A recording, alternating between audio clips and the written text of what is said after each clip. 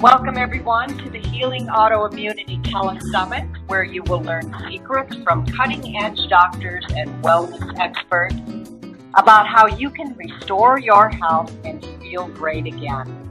This is your host, Dr. Lisa Barrett, known as the Health Revolutionist, because I know you can fight back and reclaim your good health if you know what steps to take. And today, I'm very excited about our guest. We have an encore visit from Dr. Thomas Lodi. And Dr. Lodi is a maverick in his own right. He is a hero of mine. He has revolutionized the oncology industry with a radical method of healing chronic illness with an integrative, alternative, and nutritional approach for those who are unsatisfied with the modern treatment system. He's the founder of an oasis of healing in Mesa, Arizona. Dr. Lodi, hi, and welcome back. Hi, thank you so much. I'm happy to be here. Yeah, it's a real delight. We had such an interest in your information on my last summit. I had you were one of the experts that people definitely let me know they wanted to hear more from. So I'm thrilled that you're back here today, and our topic today is about autoimmunity, and let's jump right in, Dr. Lodi. I want you to tell us, what you're up to now, and also, what is your take on autoimmunity, and why does it seem like everybody's dealing with this right now? Well, we come back to the same fundamental delusion that the medical model uses. The paradigm of disease, and that diseases are things that are entities that attack you and get into you, and somehow you got them, and now you have to get rid of them. That whole paradigm is so flawed and so absurd, and it's crazy. It's probably, I liken it to jungle thinking. People in the jungle who think that people get possessed or something like that, and they need to go to the medicine man, to the witch doctor, and get a magic potion. Now the magic potion comes from the pharmacy and all this, and so we're going to get rid of this thing. And this mentality is, because it's the paradigm. That's why you can't succeed. You can't succeed because it's the wrong. You're asking the wrong questions. If you ask the wrong questions, it doesn't matter what the answers are. So, first of all, there's no disease. The body is always doing what it needs to do in order to maintain functional integrity in the face of adverse situations. And that's what the body does. It's called homeostasis. And all biological entities do this, whether it's a bacterium or an oak tree or a bear. It doesn't matter. All biological organisms are always engaged in homeostasis to maintain their function. And so, and that's how we're hardwired by nature. So the mere thought that the body would attack itself because it somehow went crazy is just an indication of the absolute irreverent disrespect and blasphemy of science. It just clearly doesn't understand that the body would never attack itself. It can't. The body will only do what's necessary.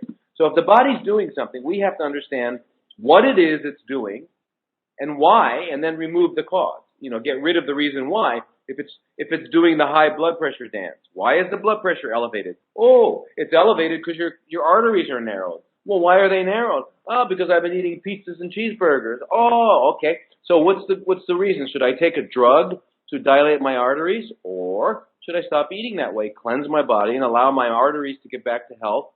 And then guess what? The body won't need to increase the blood pressure to maintain the blood flow anymore, because the arteries will be compliant and opening and wider. Anyway, so with autoimmune, what happens in autoimmune is that, again, it's mistaken.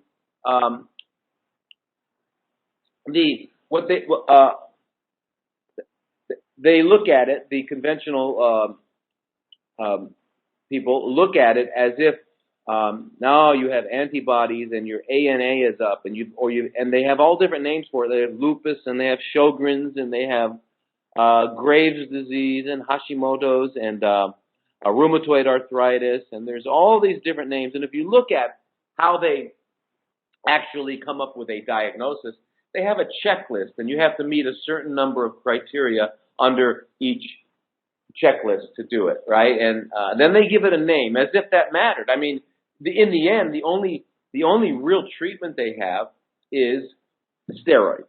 And in the end, I mean, they really, or sometimes they use they use some chemotherapy called methotrexate in certain conditions, but they usually use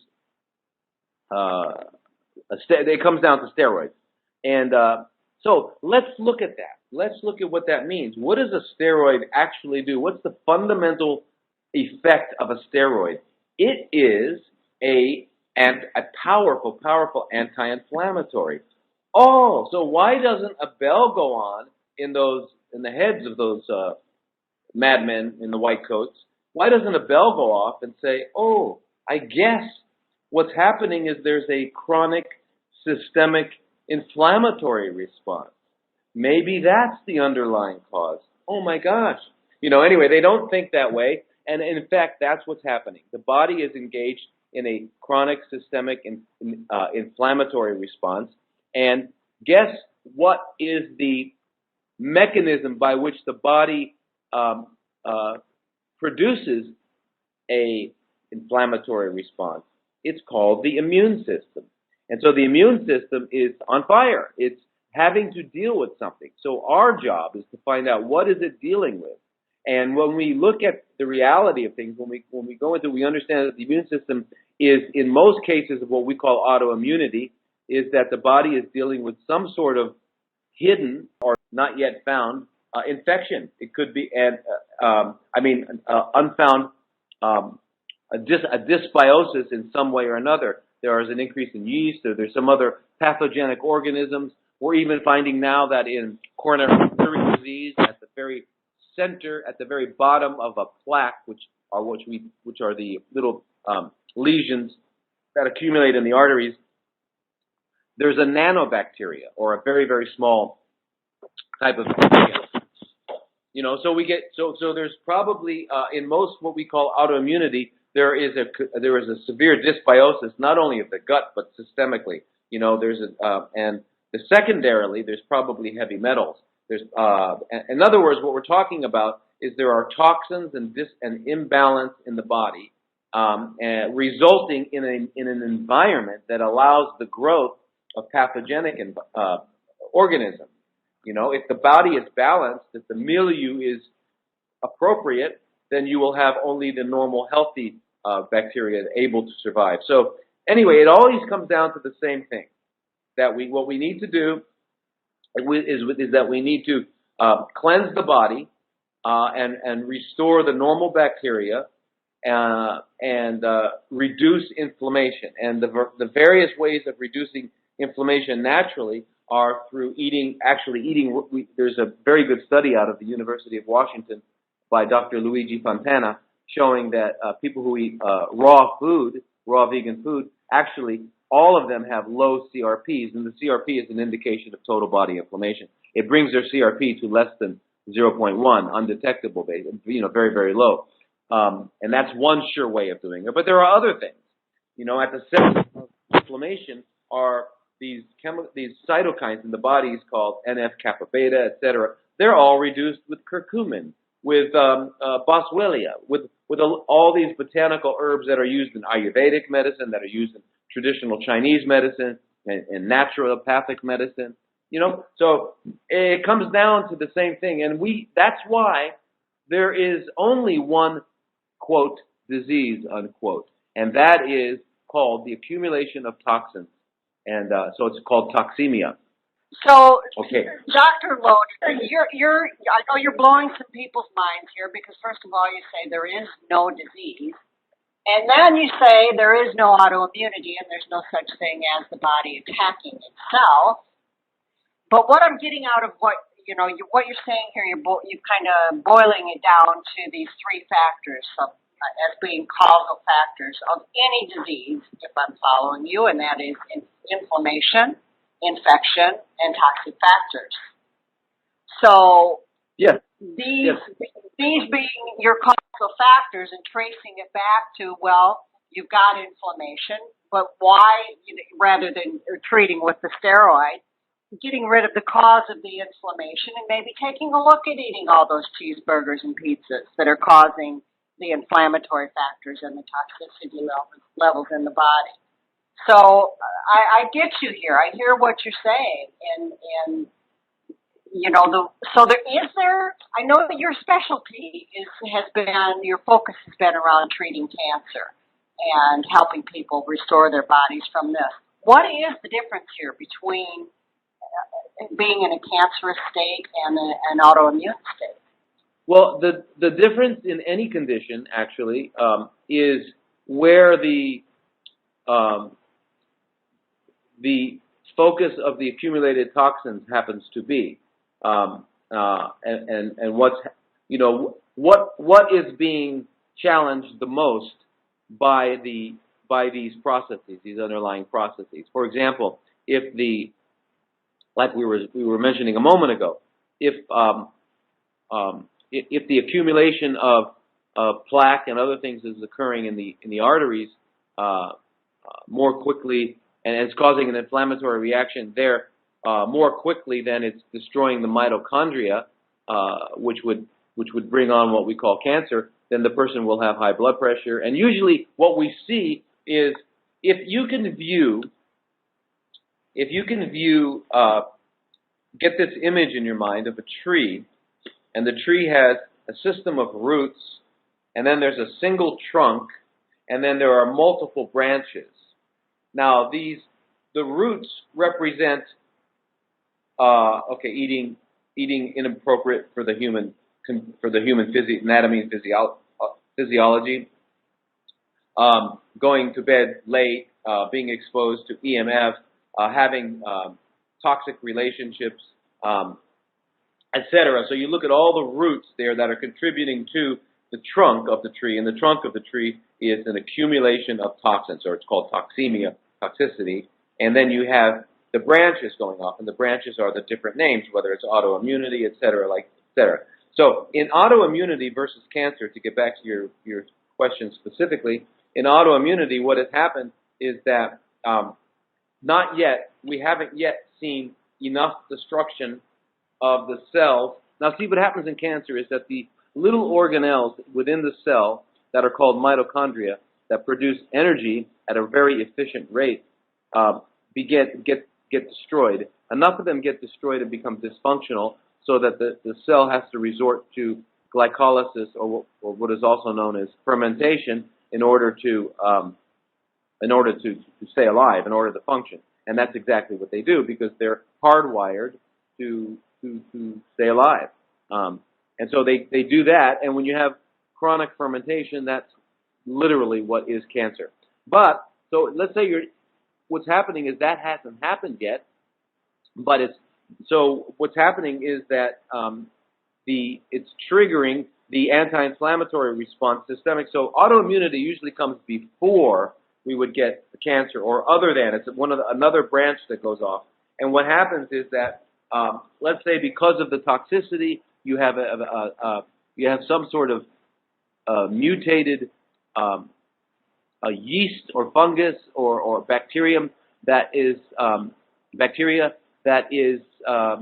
stimulating the immune system to go against it. And so we now look and we see, the ANA is high, and a double-stranded DNA, the antibody to double-stranded DNA is up, and that's because of the inflammatory response destroying certain cells, not getting the mitochondria. So it really depends on how the accumulated toxins affect the body, which will determine how the body responds. So in the autoimmune disease, it develops, the part of the inflammatory system that gets enraged or inflamed is the one that's producing antibodies. The B cells are more at work rather than the T cells. So it's really, really one condition. So again, what we need to do is clean out the garbage and reduce the requirement for the inflammatory response. And you'll see that it goes away.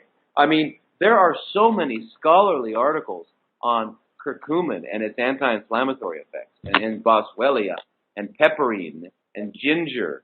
I mean, it's if you look on PubMed, which is considered the conventional, the allopathic Bible, if you look on it, you'll find that there are literally thousands of scientifically published articles on this. So you can remove and eliminate the inflammation. But again, if you haven't cleansed out the toxicities, then it's like pouring gasoline and pouring water on the fire. You're gonna not you might get periods where the water wins out, and then you'll get the gasoline winning out on the next month. So I don't know if I answered. Sorry. Well, you did answer the question very well, but I want to touch on it again and make sure that our listeners really get this, because I get this question so much, and I've promised so many people that I was going to ask you in particular about this. And people, will say to me, I have autoimmunity. Am I more likely to develop cancer? And from the scenario you just described, well, if you don't change your ways, the answer would be yes, because they are actually on that progressive journey with the autoimmunity on their way to developing cancer. Is that correct? Unless they change their lifestyle. Yes, and what's interesting is that we notice that autoimmunity is predominantly in what we call first world or civilized countries, and much less so. When you get down to the indigenous people, and the reason I qualify that a little bit is because unfortunately now the American lifestyle has been metastasized to the rest of the world, and so now we're finding, unfortunately, McDonald's and Burger Kings and Starbucks everywhere now. So we're starting to bring the first world conditions into the third world. But by and large, it's always been that, and it's always been due to the fact of lifestyle. So when you talk about toxemia and toxic factors, can you explain to our listeners a little bit more what are the sources of all these toxic factors? Where are they getting into these? Well, yes. If you understand that the body has 100 trillion cells approximately, no one really knows, and these cells are swimming in a fluid called the extracellular matrix or the extracellular fluid. Cells are not in contact directly with the blood. The blood fans out into little things called arterioles and then into capillaries. And this the capillary step where the diffusion takes place. There's just a very thin membrane, and all the oxygen and whatever else is in the blood will diffuse across this membrane. The red blood cells don't, but the other stuff diffuses across the membrane, and the waste products diffuse back, and they're taken out through the veins, the venules, and then the veins and back through, and also secondarily through the lymphatic system. And so the lymphatic system and the veins are draining it, and the arterial system is supplying it. So the cells are swimming in this extracellular fluid, or it's an ocean of a fluid. So what is in that fluid? Well, what's in that fluid is what came in through the arteries and what did not get eliminated by the lymphatics and the veins. And so if someone is sitting on the couch a lot, not doing much, sitting in front of a computer, and they're not contracting their muscles, then they are not eliminating as much, because veins can only do their job through muscle contraction. And if people are being exposed through breathing, either they're smoking, or they're in the middle of Tokyo or Mexico City or Los Angeles or New York, and they're breathing in these things, so they're getting it through their lungs.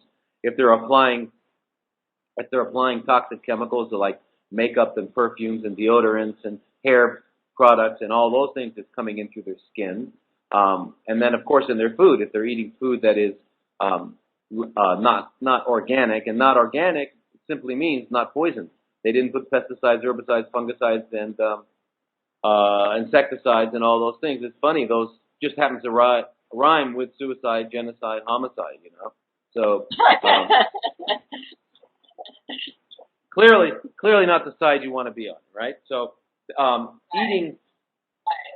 eating all these, so those are the main sources, and now we have the new modern toxicity coming through EMF, you know, and different sorts of electromagnetic frequencies that are disrupting cellular processes and everything, which are even inhibiting more their ability to clean out this fluid. So anyway, if you can keep this fluid clean and pristine, then the cells will function optimally.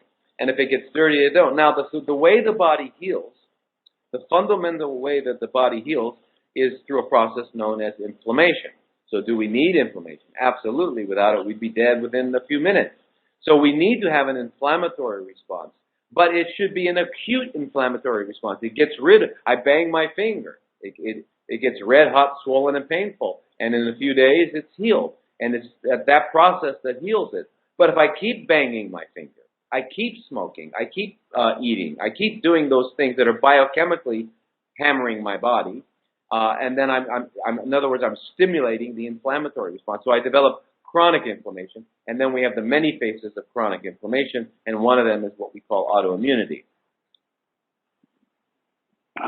Yeah. Yeah. So you have also mentioned as one of these toxic factors, you mentioned toxic relationships. And I know in traditional medicine discounts the emotional aspect and the spiritual aspect in this healing journey. And in my particular background of Chinese medicine, we very much take that into account as having equal importance to healing the physical body. And so, you know, what's your take on the emotional aspect and the spiritual aspect? Okay, so the mechanism by which the environment affects the cell and which genes are expressed and not, which also means how the cell is going to function, is determined by again the epigenetics or the environment around the cell. Now we know that chemicals like normal chemicals such as, you know, estrogen, testosterone, cortisone, glucose, all those things, proteins, all those things have receptors. The cells have receptors on them, and those receptors trigger a cellular response. So, and what we now know is that these receptors are 10 times more reactive to energetic stimuli than they are to chemical stimuli. And so 10 times more, okay? So now if we understand that thoughts, emotions, which are stimulating, which are an energetic form, are actually 10 times more powerful than the chemical ones, we understand that you just by simply being, I mean, you've heard of people being scared to death. That actually can happen. Let me give you another example.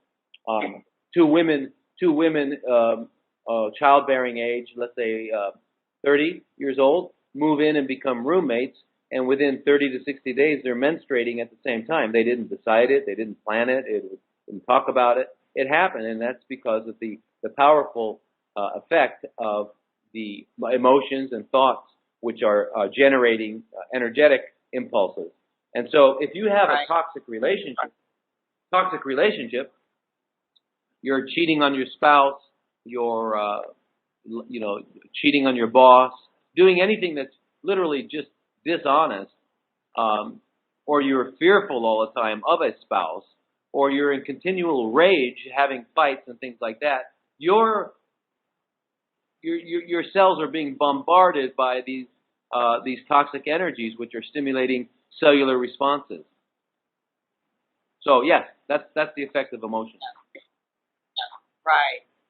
So, Dr. Lodi, you're the founder of an Oasis of Healing in Mesa, Arizona. You're also involved in some clinics in Thailand. Can you tell our listeners about these centers and what's going on there, and who are these centers for? Who are you helping?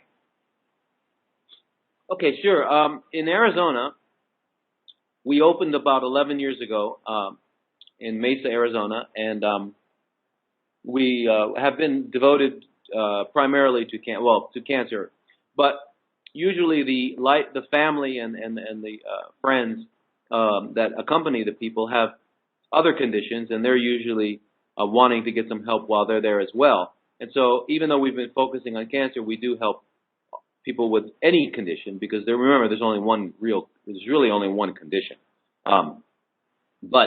Although there are some specific things you do for each condition. Anyway, so what we've decided to do now at Oasis is bring in programs for people without cancer, and literally people who don't want to get cancer, and people who have other conditions which are going to eventually lead to it. I mean, some people have a heart attack long before they develop cancer, but it's the same cause. It would have gone into that. So we're going to be opening up the program and be teaching, having lifestyle classes, teaching people how to prepare foods, teaching people what their body is, how it works. It's called the School of Life. It's a pretty amazing program, and we do that, and we couple it with cleansing and some different kinds of interventional IVs like vitamin C and ozone and all the chelation and alpha lipoic acid, and there's a variety of things that we would do, and then of course some of the botanical therapies. But so I brought the same concept to Thailand, and I'm consulting here and teaching doctors in clinics, one in Bangkok and one in Phuket now. That's a little island attached to the mainland of Thailand.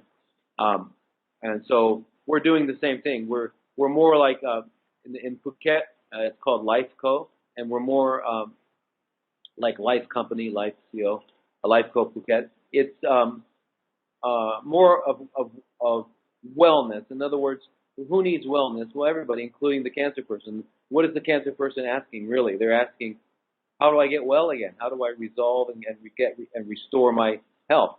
And so regardless of the condition by which you walk through which gets you to walk through the door, it's a lot of the same things are done.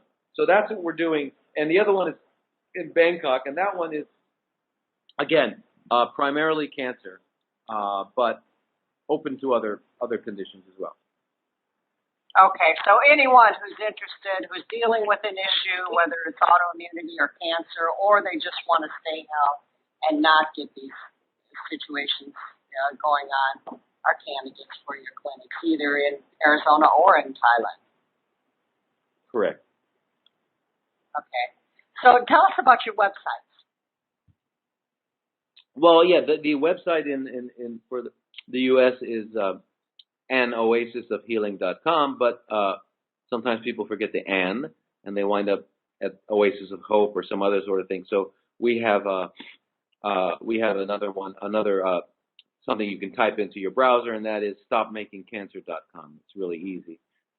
Stopmakingcancer.com. So you get there, and then that'll tell you how to get in touch with us.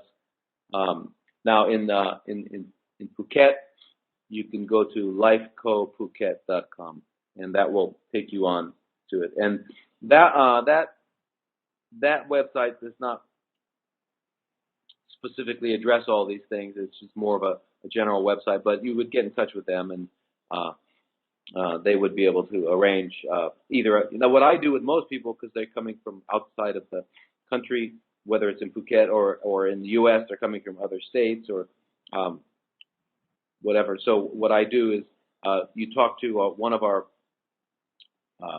ladies there that help understand what you're looking for, and then I usually have a Skype call with the person, and that's no charge. If they're thinking of coming, we don't charge for that. That's just part of the process of bringing people in, recruiting. And so I would have a Skype call. We would discuss the conditions. I would then give them a plan and then Clotilde would at our center in the U.S. would then apply fees to that and discuss it so the patient knows before they're coming what the fees will be and how long they're going to stay and what they're going to go through and that sort of thing. And oasisofhealing.com or stopmakingcancer.com or lifecophuket.com. Oh, lifecophuket.com. And that's life, Yeah, LIFECOPHUKET.com. Correct. Dr. Lodi, thank you so much for joining us here today. It's been such a pleasure having you back, and I'm sure that you're going to have people contacting you. You do have a gift offer that people can receive. I'll be including that link in the emails that our audience has received, so they should be watching for that. And just, keep up the great work you're doing, Dr. Lodi. It's always a pleasure to talk to you and get your take on things. Well, thank you for having me. I really appreciate it, and invite me back again. I love your work as well. Yes, and thank you everyone out there for joining us here at the Healing Autoimmunity Summit. And keep tuning in to discover more secrets on how you can take charge, fight back, and reclaim your good health. And until next time, take care of your health, because without it, you have nothing. Bye for now.